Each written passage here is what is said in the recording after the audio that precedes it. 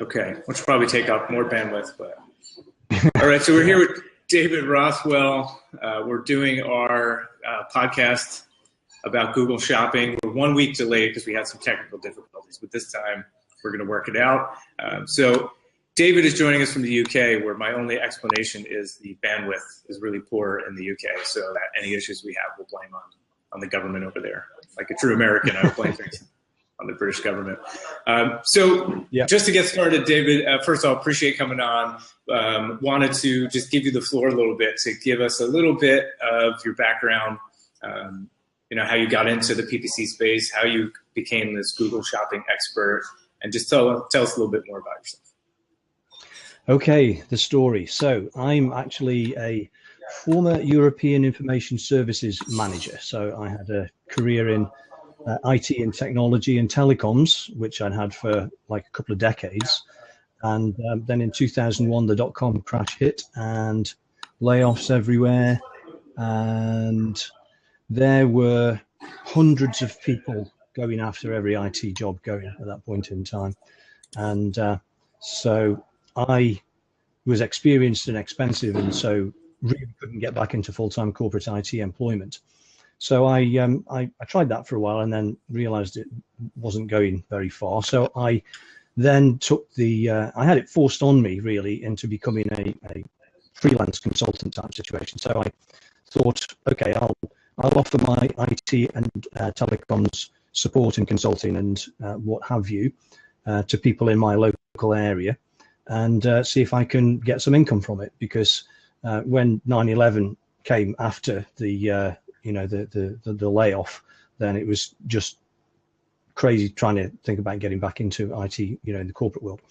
So I put up a website and fiddled with SEO. This is back in 2002. And got some people coming to it and got a bit of work out of it and did some promotional stuff.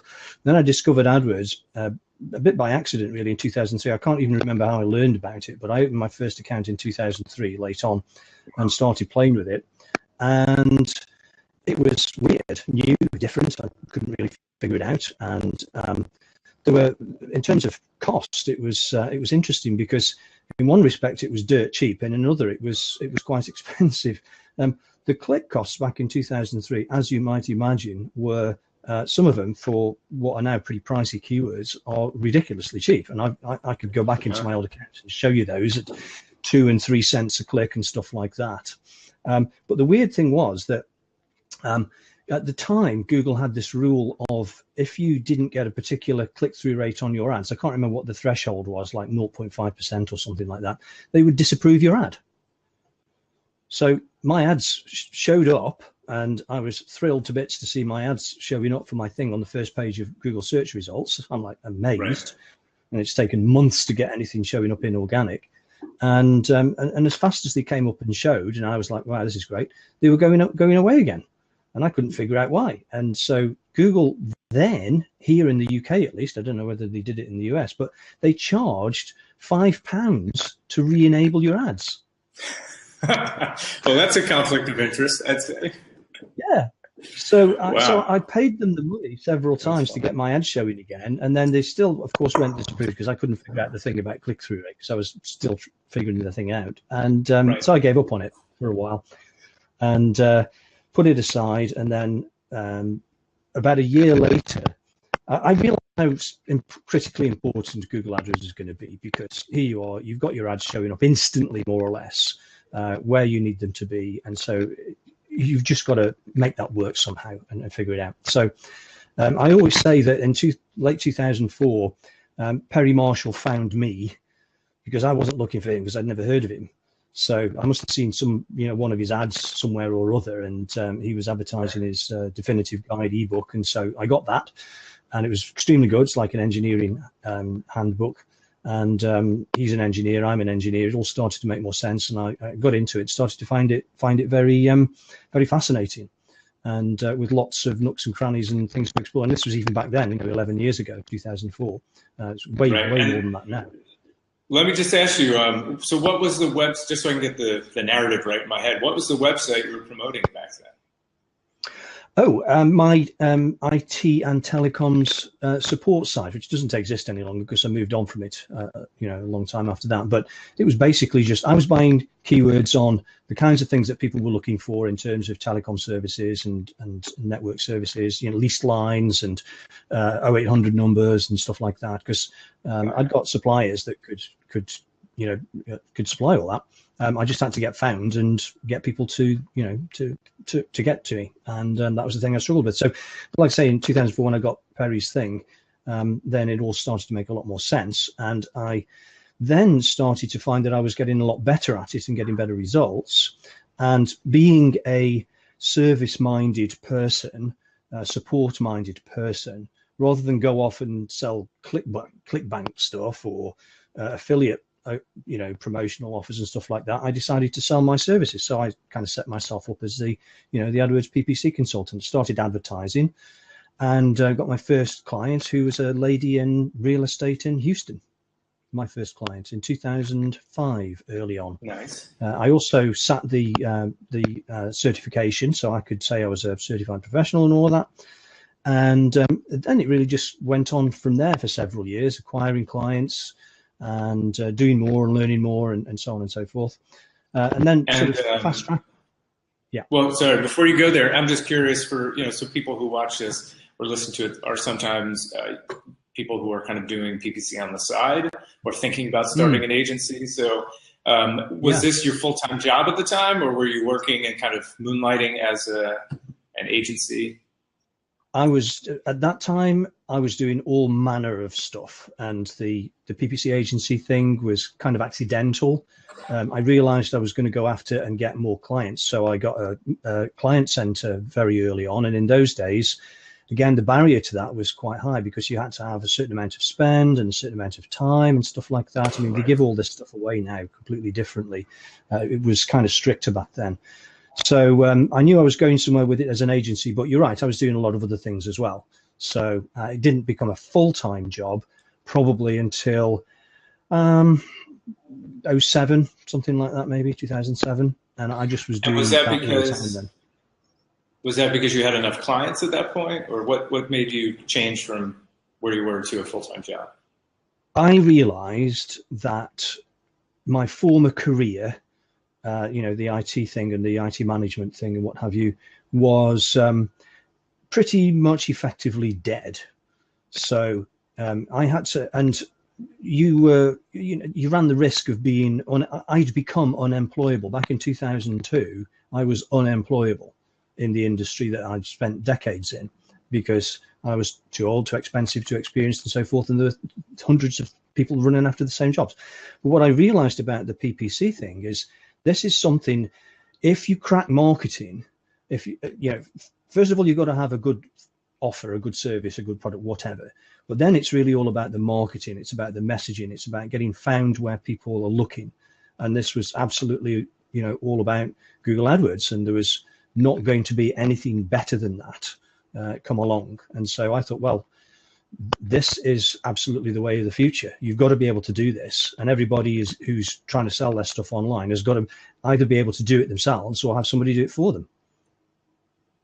Right, and you bootstrapped it. I mean, you just your own bank account and paid the expenses till you got enough clients to pay the bills.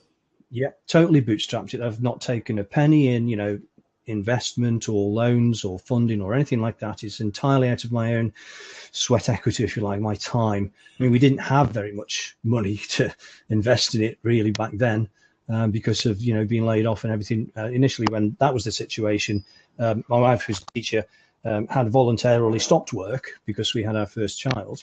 But then when my redundancy hit, then she was happy to go back to it, but that was necessary. But, we were scrambling for whatever we could get from wherever we could get it. Nice. And then thus created a career as running an agency. And would you describe it? I mean, and so just your website is rothwellmedia.com. Yes. So for folks who are looking for an agency that does what David specializes in, I mean, do you only take Google Shopping, or do you take all kinds of AdWords stuff? This is a very interesting area, and how you can break this out is into 2 or 3 different areas. So you've basically got a separation between lead gen advertising, which is typically B2B, business to business type stuff, and they're selling their services. And that's one area of the industry or marketplace. Excuse me.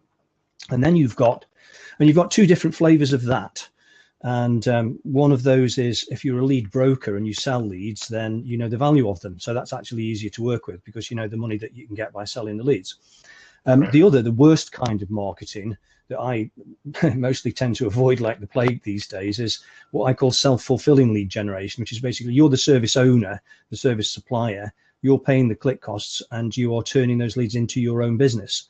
And most lead gen businesses in that game don't know their numbers, and it's all disconnected, and they don't know how long it takes to get the work and when money changes hands and how much money changes hands and what they spent to get it. So it's just really difficult to work with. So so then you get the e-commerce side of things, and so you've got the physical and digital side of things, and physical products are very specific to the whole shopping situation. Digital products is still e-commerce, and you can still run search campaigns for those, but shopping is absolutely unique to the whole physical side of things with barcodes and MPNs and brands and model numbers and stuff like that. Back in 2008, October 2008, I think it was, 100 agencies in Europe, I was one of them, were chosen by Google to go to their latest conference in Europe HQ in Dublin, Ireland. So they flew us all out there from all over Europe and put us up for an evening, excuse me, and had us at this conference. And they talked about a number of things. Mobile was one of them, interestingly enough, even back then. But the really more interesting one was they'd relaunched what had started off as Google Base, which then changed into Frugal. They then relaunched Frugal as Merchant Center. So now they were showing us screenshots of things they were doing with Merchant Center with these plus boxes and images and all manner of things on that nobody had ever seen before. And so this was an entirely new way of showing your stuff off, and totally specific and totally unique to e-commerce merchants. So this was very interesting, and we started getting involved, me and some other people who were working together back then. In 2009, we started getting involved in the shopping results and the product listing ads and those things. And as we know, they started off free, but anybody with half a brain could see that Google was going to figure out how to charge people for it eventually if it got going, as it was inevitable to do. Right. So, and yet everyone still acts very surprised when that happened. Oh, yeah. I was like, come on, if Google knows it's, and they were. I'm with Google things. I usually tend to see both sides of the coin. People say Google are the bad guys, on the one hand, and yet the good guys on the other. Some people are completely opinionated that they're just evil and the bad guys and all the rest of it. There's usually very sound reasons for doing what they do, and they usually kill at least two birds with one stone or several birds with one stone in what they do. They're very, very smart people. And so what they did was they hit people in the wallet, because these listings that were showing up, a lot of them were garbage. There's mangled characters, the quality was really bad. And of course, since they were free, people didn't really care. I'll show my stuff, and if it looks messy, then I'm not really bothered. It's not costing me anything. But Google won't sit still for that, because it tarnishes their situation. So they forced people to tidy up what they were doing and hit them in the wallet at the same time with their approach. And of course, it worked. Right. Yeah, I remember at the time I was at Kenshu, which is a search platform that specializes in kind of retail and e-commerce, and they run, I forget, 30 of the Fortune 50 or some giant number of the biggest companies. You'll see my wife behind me now. She's snuck into the office to get something. Not quite sure what it is. She wants to be on the show. Well, how does she feel about She's on being the show now? One of the only two employees of the agency? Running out the door now. She's running out the door now. Sorry. So I was just saying. So Kenshu, it was an interesting time, right? Because we ran all the biggest retail campaigns for name a big retailer, and we were running their campaign. And when Google Shopping hit, you had all these people that were doing feed management for years, and then you had all the search platforms like Marin and Kenshu, and then there was this battle over who was going to get to run the client's campaign, because the shopping folks would say, yeah, you don't understand feed management and feed optimization and image decay, and we'd say as the search platforms, yeah, you don't understand quality score and all the stuff you need to do to run a successful search campaign. And we both kind of would tell the client, like, well, we'll be running your shopping campaigns, which I think I think the verdict is out that most of the feed companies are now trying to pivot into something more useful, because the feed management that's an interesting, very narrow.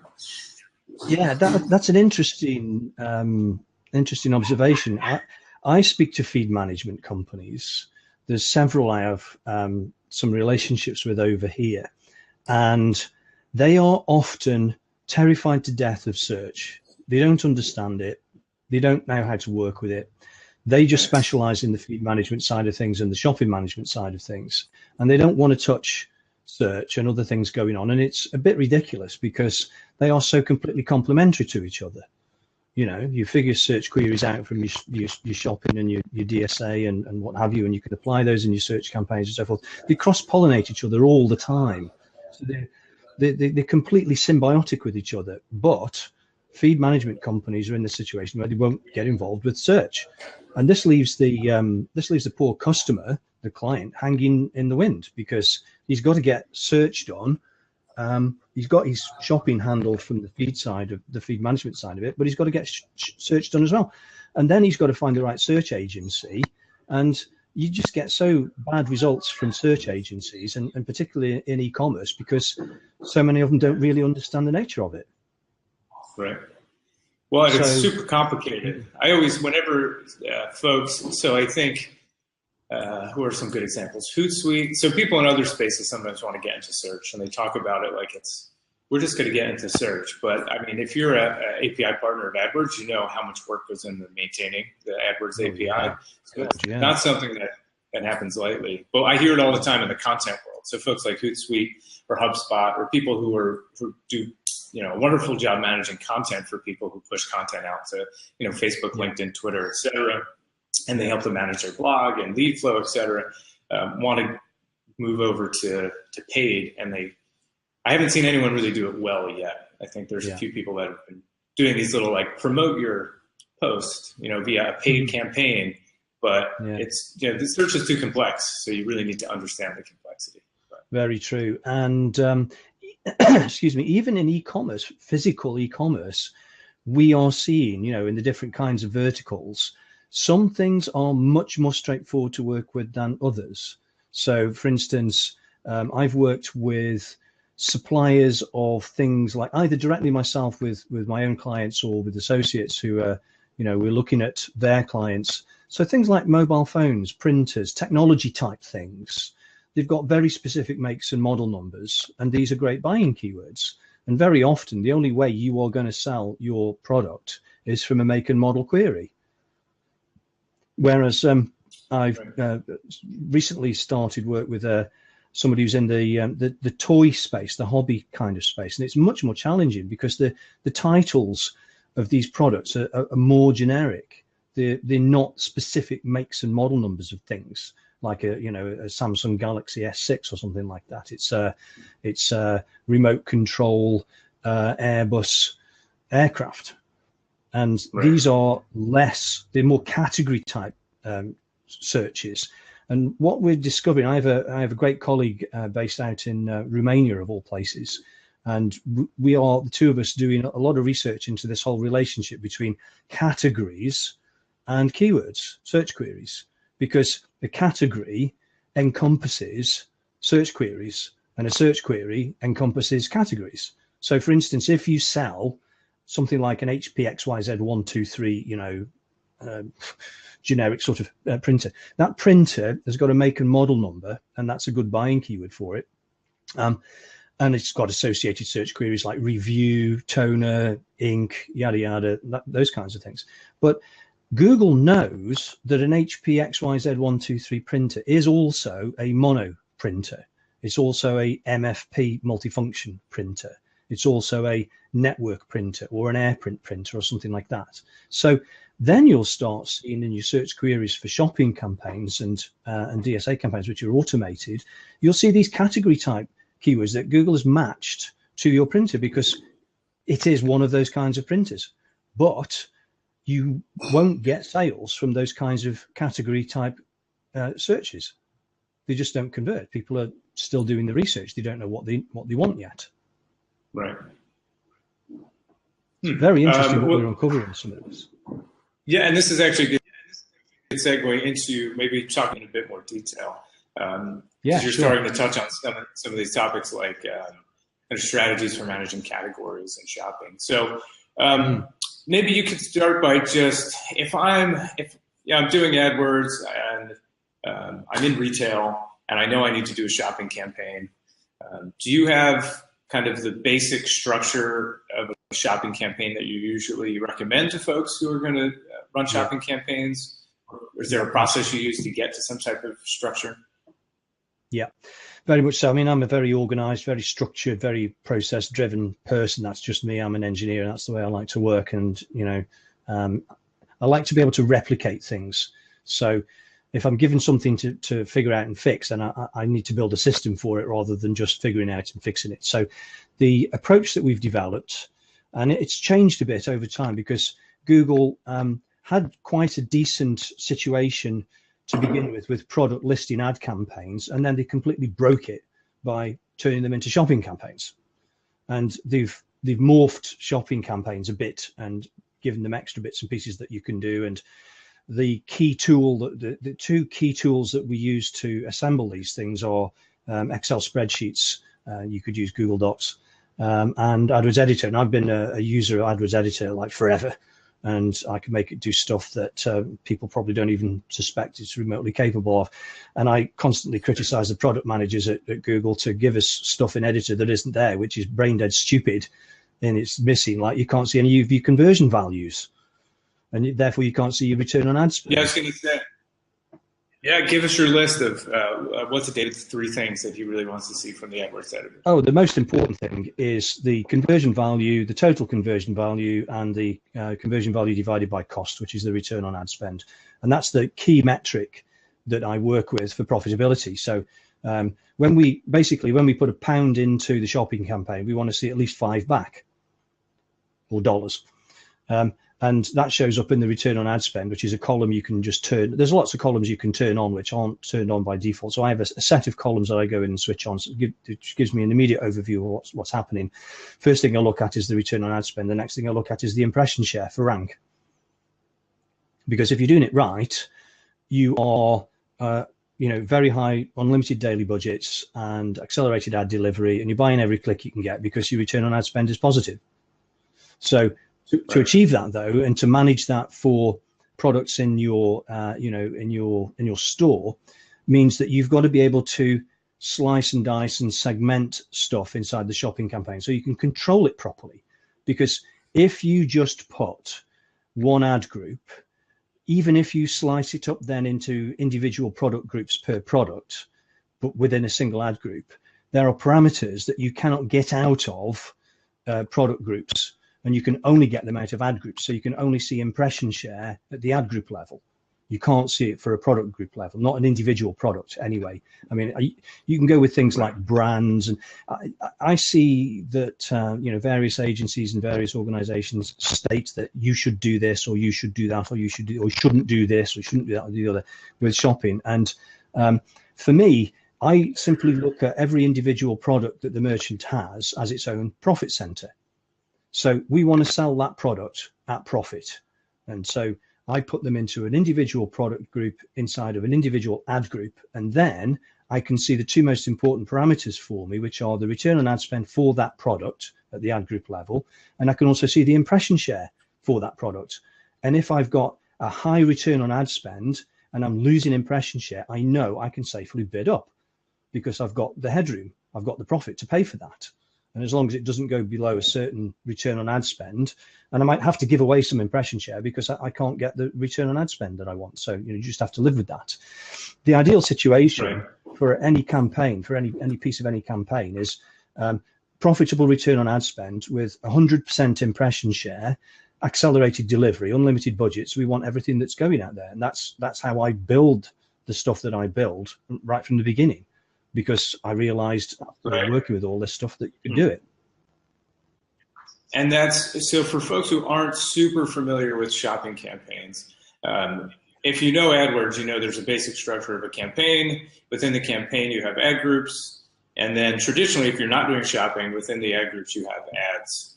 And those ads are targeted generally based on keywords and then a bunch of other stuff like geography, mobile, desktop, et cetera. Yeah. So if that's your standard campaign structure, shopping came along and introduced this concept of a product group. So you can upload or you can connect your campaign to your Google Merchant Center, which contains a list of all your products. And that list of products also has various attributes. So you upload a product like a shirt, and then it has a color and a size and a brand. And then there's also some generic information that Google can assign it. So you can tell Google what category it fits into based on some giant, taxonomy of products that Google maintains. Yeah. And then there's probably some other things, price, tax, discount. There's other pieces you can put in that feed. And then the basic, and your dog agrees with the strategy. You hear the dog barking in the background. There's one. That's okay. There's one kicked up outside, so I was just joined in, and that's what I was looking for, just to make sure she wasn't going to come dashing into the room. She loves Google Shopping. So you have all these attributes in the spreadsheet that you're managing that's getting uploaded to the Merchant Center. And what Google will tell you to do, which David has kind of this improved approach, but what Google will tell you to do is just upload that spreadsheet. It has all your products, create a campaign in ad group and AdWords, and just kind of connect the two. And Google will actually tell you probably just to run it like that with no separation between your products. And when you start to see some performance, then you can start to use some of those attributes in your product feed to break up the different products into what they call product groups. Yeah. So I might, if I uploaded my shirts, I might have Nike and Adidas shirts in there. And so at some point I might say, I want to split out my products into groups based on brand. Yeah. So if I have 10 brands, I'll now have 10 product groups. But the product group is not an actual entity. It doesn't exist in Google's kind of system. So you don't get to see and take action on a product group the same way you would an ad group. So there's some limitations. Yes. And it's more just a filter of your data, right? Yeah. So I think that's a good foundational knowledge for folks who are maybe just figuring out shopping campaigns and who might do that. They just upload, their list and run a single ad group. So now based on that, David, clearly you're saying you prefer much more transparency because you view each product as its own profit center, and you want to make sure that product itself is profitable. Yeah. So maybe touch a little bit more on what were the pieces you said you don't get at the product group level that you do get at the ad group level, and are the critical reasons you put every product in its own ad group? Yeah, the main thing is impression share. So if you have got, let's take this single ad group situation that you could start off with, and you've gone off and you've split out all your product groups into individual products. At the very least, with that, you can manage your bids for profitability, as long as you are. It goes without saying, in all of these situations, we are tracking our revenue. That's the very, very, very first thing I look at with any new client. The possibility of working with them or sorting the situation out or whatever it is, are we tracking the sales revenue values back into the AdWords campaigns? And you can do that from analytics, or my preference, at least to get started, to keep it simpler, is to do the dynamic conversion tracking setup. And that varies across merchants because we've all got different carts and different technologies and so forth, but it's all straightforward to do. So it goes without saying that we've got the sales revenue, and we can divide the sales revenue by the cost, and we know the return on ad spend. So we can see that return on ad spend to the individual product group level. So that's fine, but you can't see the impression share, not at an individual product. You can if you group them, like you were saying, like brands or other factors, other pieces of the taxonomy. But then, and it's not all bad news, because you could say, well, okay, if I am showing good return on ad spend, then I could bid higher, but you don't really know what that's getting you. You don't know whether that is improving your impression share, because you're trying to get maximum impression share always when it's working. You want to show up 100% of the time if you're making profit out of it, but you can't see that. So yes, you could just go off and put the bids up and see what happened. You can't really predict what's going to come out of that. But what's worse is the search queries. Imagine going back into the bad old days of search campaigns before any of this e-commerce stuff came along. What people would do was this: they would create a campaign, they'd put a single ad group in it, and then they'd put the maximum amount of keywords, which was 2,000 at the time, back in the day, when it all got started. And they just shovel all these keywords into the ad group, and they put one ad up, and then be completely surprised that the thing was just not working. Now, you've actually got a very analogous situation going on. If you've got a single ad group with all these product groups in it, even if you've split them out individually, you have got Google will serve your ads for your products, and you will see search queries showing up, which is every product that you've got in that ad group. And don't forget that several different makes and models of things are still all the same category. So for some of them, it might work, and some of them, it won't. So you've got to have the ability to segregate these search queries to the product. And the only way you can do that is have an individual ad group per product.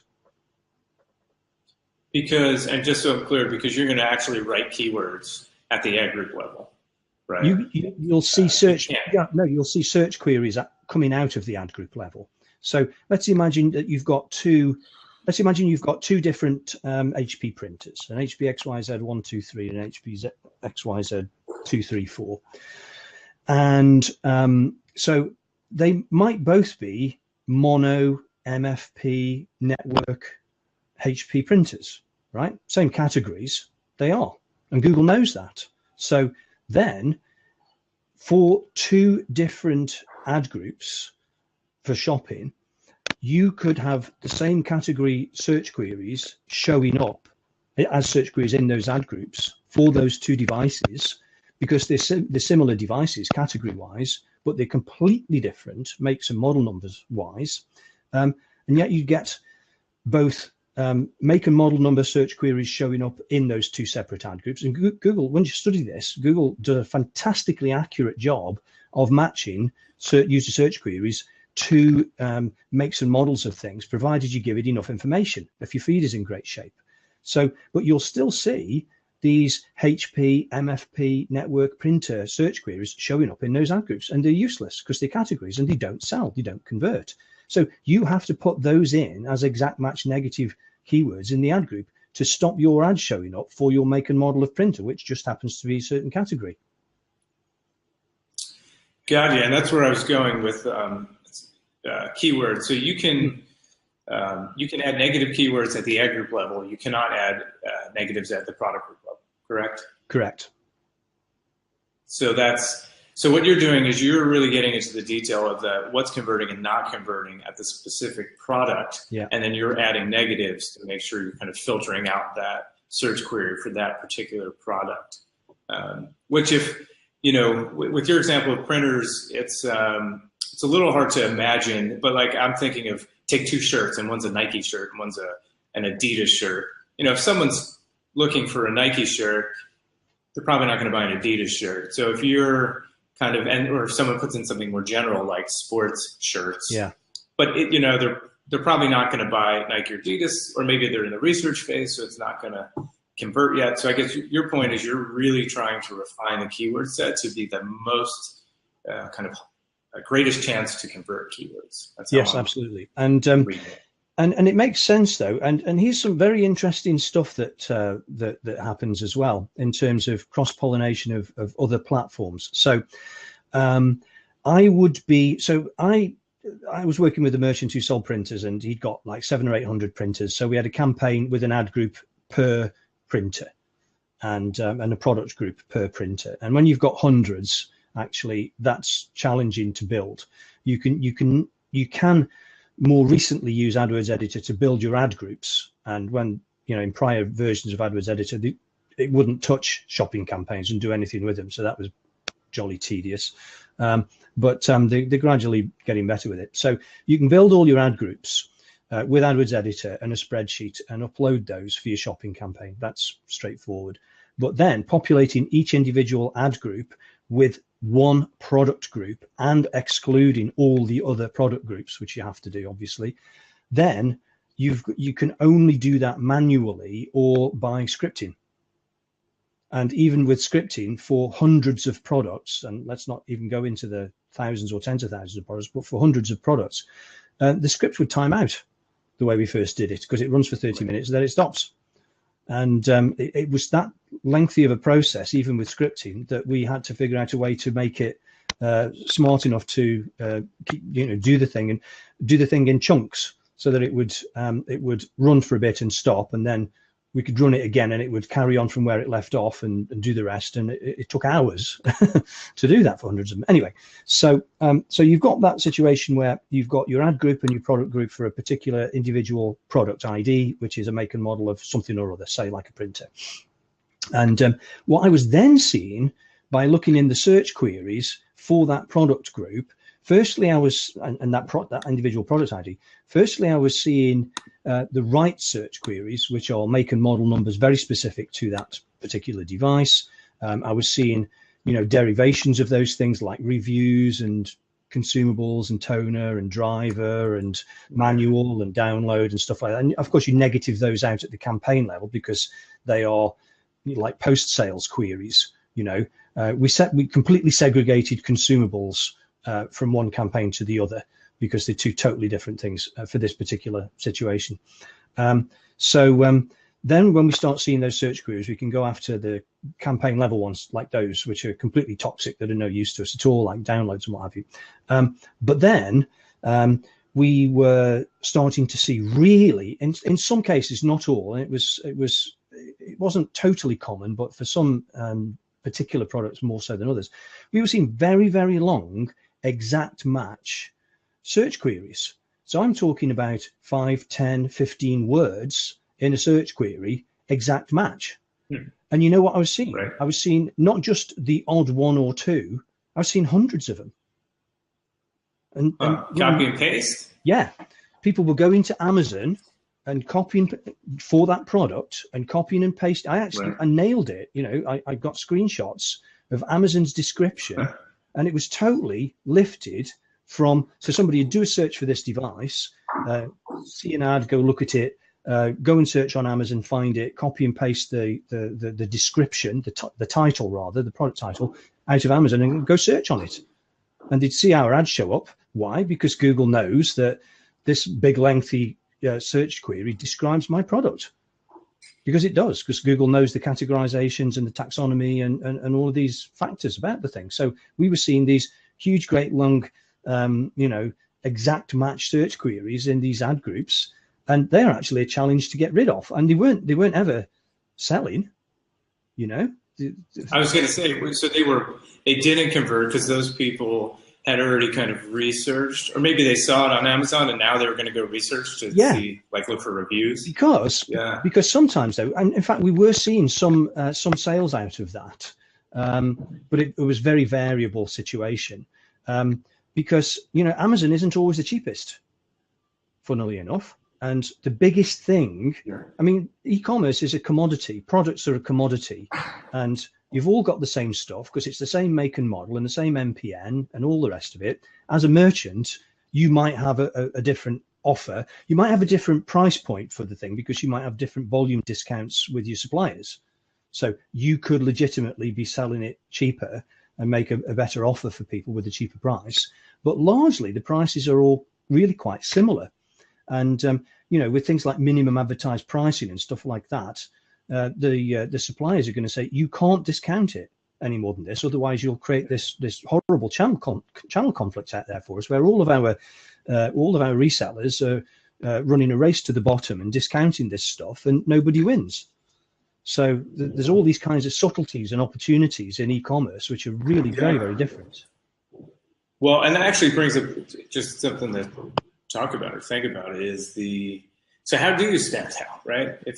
if everybody's got the same price on Google Shopping and the same image and the same description, I mean, I guess those are the things you have to change. Or can you bundle products in a unique way? Does that help maybe convert or stand out? It's all down to the creativity of the merchant then and the offer that the merchant has. So firstly, I mean, there are some very specific parameters about a product. So it's in stock, so you can have it. And sometimes, you know, if you're in a desperate hurry for something, and we've all probably done this, gone to Amazon, you know, I'm going on holiday at the weekend and I need a new digital camera, and I'll pay more from Amazon if it's got it in stock than I would from a merchant who's got it cheaper but doesn't have the stock, because I'm in a time frame situation. So there are these parameters that govern the purchasing decision of people when they're buying e-commerce stuff. So is it in stock? Can I get it?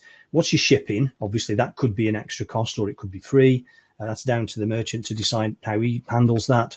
Have you got, like you just said, have you got a bundle? Have you got a promotion? Have you got an offer of some sort that if I buy this printer for the same price from you as I can get it from somebody else, what else can I get for, you know, included, you know, stationery or consumables or something like that. Right. And another thing about it is that these products down to the individual level have different margins, and those margins are not static. They change because products go obsolete and they have to be taken down and replaced by new ones.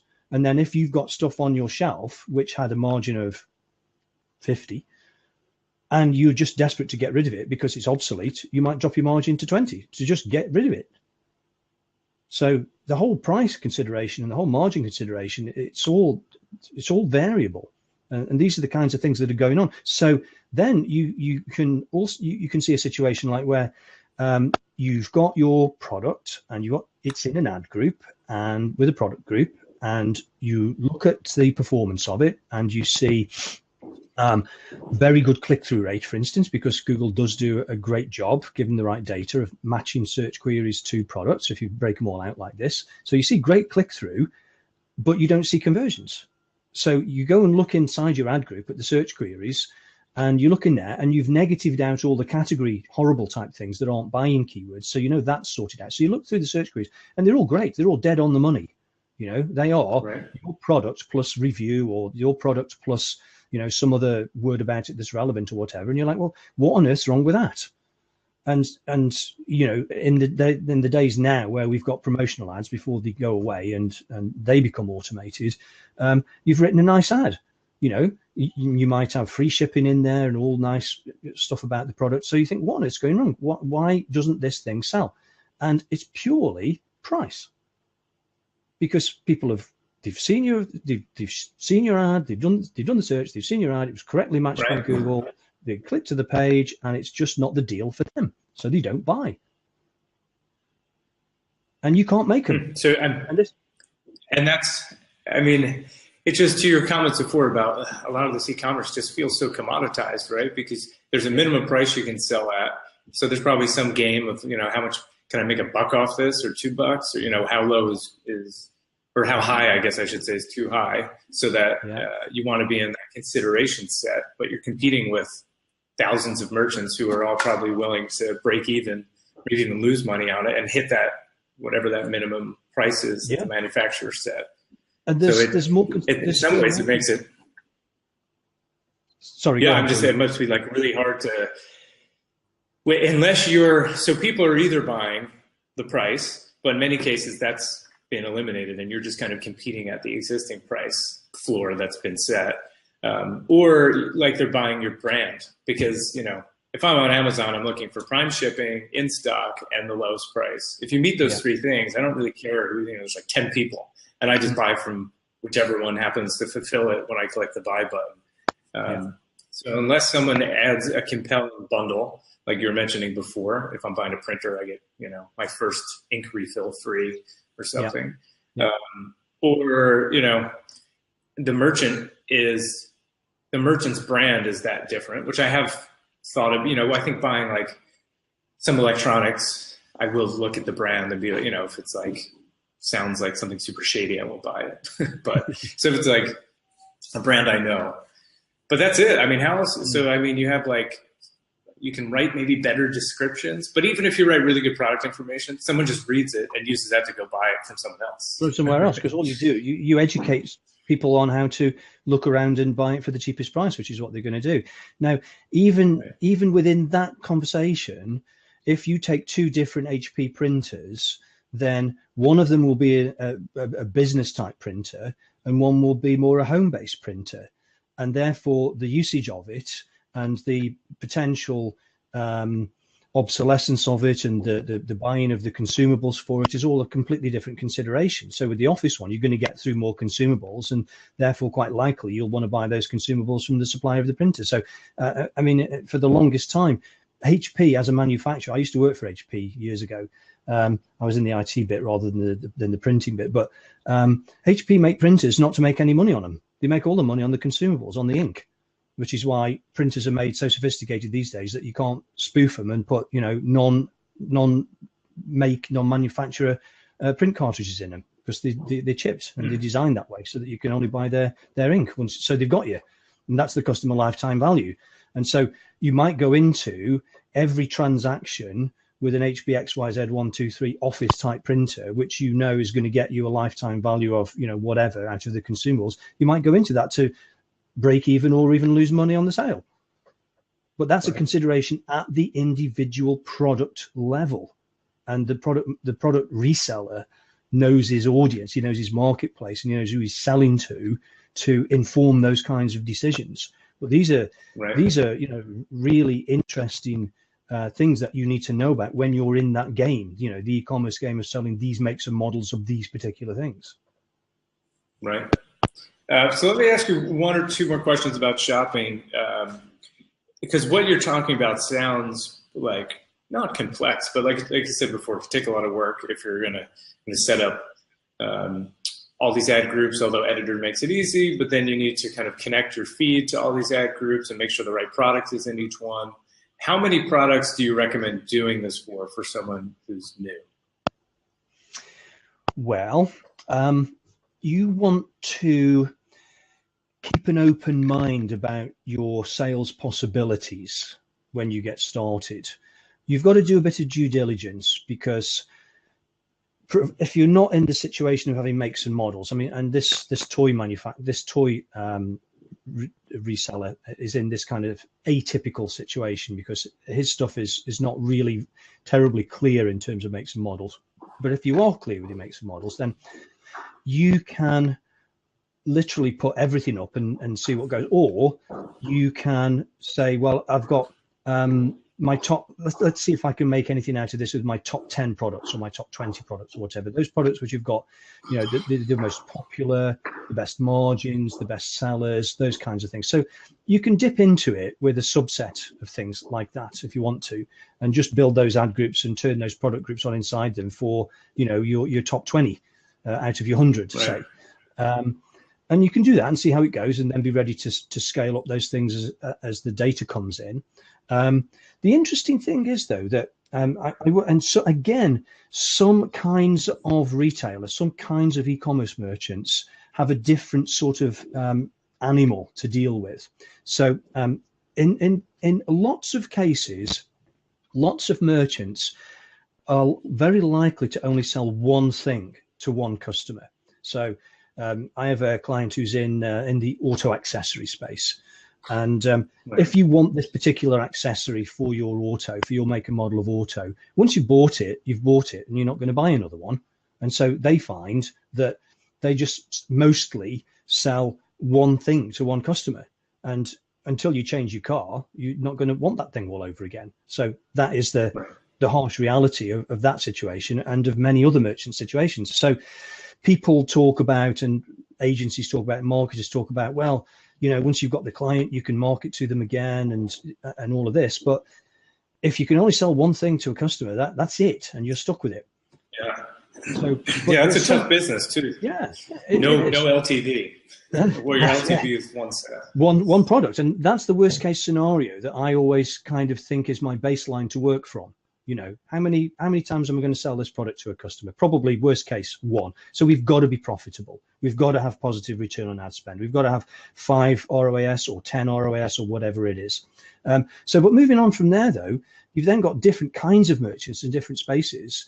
And I worked with an office supplier for a while, and you know, they've got tens of thousands of products like paper and printers and phone systems and staplers and pencils and pens and rubber bands and God alone knows what else in there. So then agencies say, you know what, you should never bid anything for your A4 paper because you ain't going to make any money on it because it's so cheap, it's just not worth it. But yet that product could quite easily, what we saw was people would be looking for something cheap, like, you know, paper or an office accessory or something like that. But you know what? They frequently, like 20% of the time, in his case it was, they'd buy something bigger and more expensive. They'd upsell. And we all do it. We go to Amazon and we look around. We went there for one particular thing, but we didn't buy that one particular thing. We bought something, might be a similar price, might be cheaper, might be more expensive. And so those downsell, cross-sell, upsells situations happen. So if you bring people in for a cheap product like A4 paper that, you know, you don't expect to make any money on, but at least you could, you know, lifetime value, again, if a customer opens an account, he's going to use that, it's a consumable, is he going to come back? And over time, you might recoup that and get your money back, you know, over again. But you're losing the upsell opportunity by not showing up for your paper. Now, the data might not support, going forward, the data might not support the profitability of it, but to start with, you've got to take that opportunity. So what I'm saying is you can start off conservatively with, you know, subset of popular stuff with good margins, and just go with those once they're running and scale them as far as they'll go. Or you could, if your situation might lend itself to multiple sales opportunities, then you just don't know whether you might lose out on a good sale opportunity from something that you think you wouldn't be bothering to bid on. Right. And so just so I'm clear, and some of the levers you're pulling, so let's say you take that strategy, right, and you pick, I don't know, your top 10 best converting products, and you've created your own ad groups for each one of those products, and you've connected your merchant center, and that product is in that ad group. Now you're watching the ROAS, the return on ad spend, and now you're watching impression share on the ad group level. Yeah. And what are the knobs you turn? So like, what are the actions you take if talk about the impression share and the return on ad spend, and then what action you would take? So let's say that I have a return on ad spend for 10 as it's running, and I can go down as far as low as 5, and the merchant's okay with that because everything I do is targeted to, you know, the merchant's return on ad spend. You can get yourself into a situation where you go for too high a return on ad spend, make more money, but the volume goes down, and that can be a problem for the reseller because he's then not selling the volume that he's contractually committed to selling from his supplier. So that could be an issue. So there, where it's at 10, and I'm looking at the impression share, and it goes without saying that my impression share for budget is always 100%. I don't lose any impression share for budget because it's profitable. So why would I restrict the budget? It also goes without saying that I'm running accelerated delivery, so that I'm showing up for as much impression share as I can get, and and I'm profitable. So let's say I've got no loss of impression share for budget. I'm losing some impression share for rank, and my return on ad spend is say 10, which is nice. I can afford to bid higher because I'm losing impression share. I want to buy that back, so I'm going to bid higher to get more ad positions and more impression share, unless and until the return on ad spend goes down to a certain point, at which point, if I'm still losing impression share, I'm stuck with that. And my only situation then is to be able to increase the conversion rate of the page.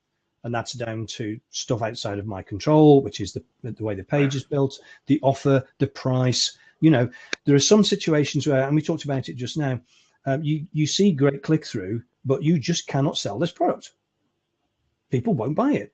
And that is 100% down to, you know, all those things we were talking about in terms of pricing and offers and bundles and promotions and whatnot. They just will not buy it at that price.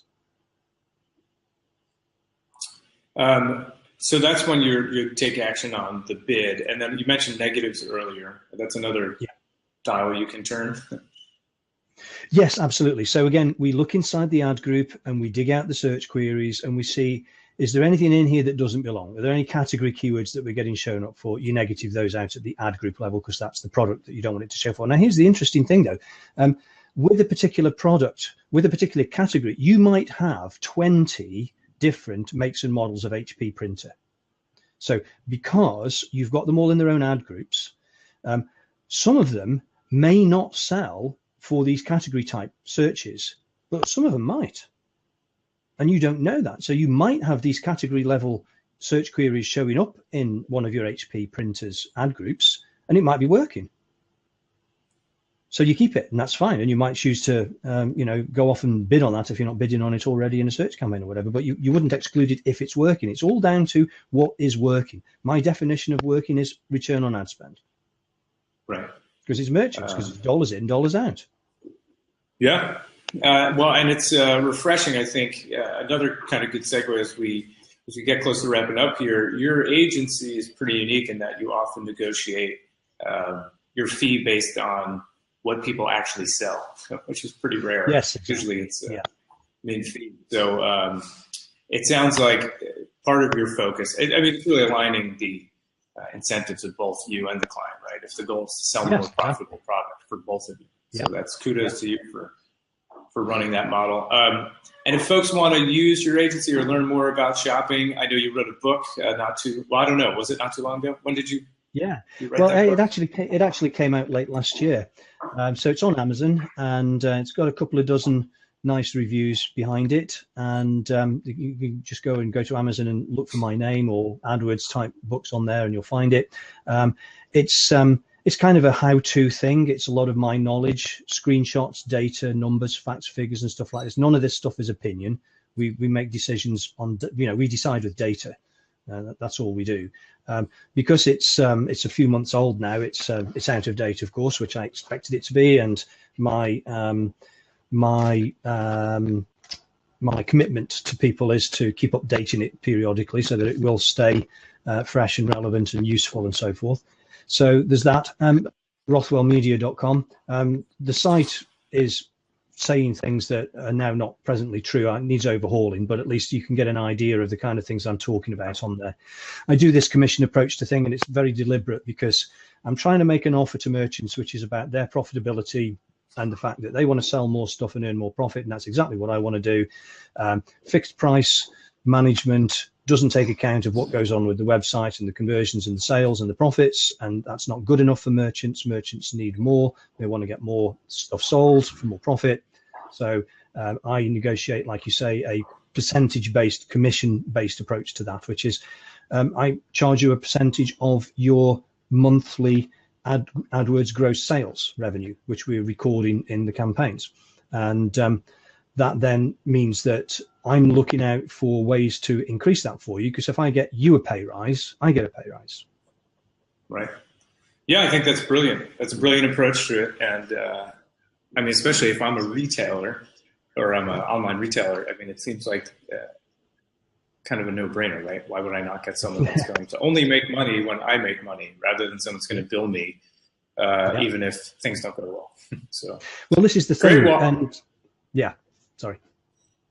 Yeah, no, go ahead. Make your last. I was just going to say, this is why I started to enjoy e-commerce so much more than lead gen, because we've got the data, we've got the numbers, we've got the conversion values and the sales revenues, and we can decide with data. Yeah, it's refreshing being in the agency world for over a decade, and then having someone that just gets paid on commission. So.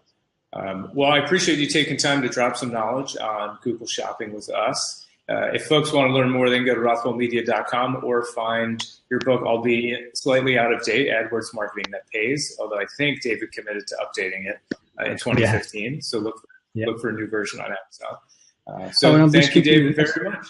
As you know, I'll be speaking at the PPC Hero Conference in London in October. Right. So we'll put this on the site in early to mid-September, but you will be speaking, and that's in London? Yes. Conference. Right. And do you know the session you're speaking at? They haven't given us the schedules of it yet. It's a 2-day thing, so we don't know exactly when we'll be showing up and standing up. But it's PPC Hero is the conference. Yeah, in London. Great. It's the first time they've come over here. Oh, right, because they've been doing it here in New York and San Francisco, and AdStage actually will be on stage this week at PPC conference in New York. Yeah, so Sahil Jain, the founder of AdStage. So yeah, check that out this week if you're in New York, and then in a few months, fly out to London and you can go meet David in person. Excellent. All right, David, thank you very much, and we'll talk to you soon. Thanks, pleasure. Thanks, pleasure being here, Paul. Thank you.